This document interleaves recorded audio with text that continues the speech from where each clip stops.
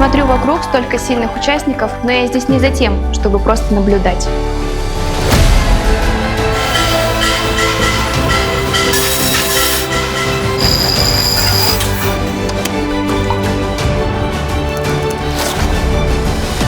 Күрделік шәкірт пен шеберді ажырататын нәрсе, оны қазіргі уақытта әркім меңгере алмайды.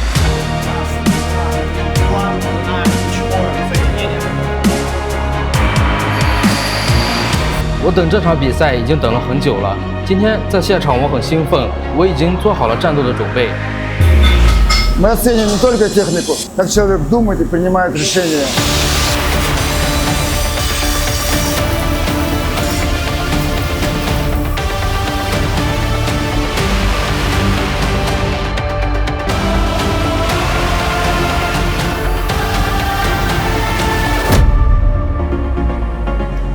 Задание было сложнее, чем ожидалось, но это только подогревает интерес.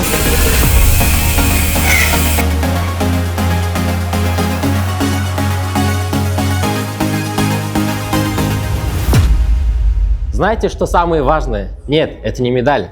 Это то, что я теперь уверен в себе.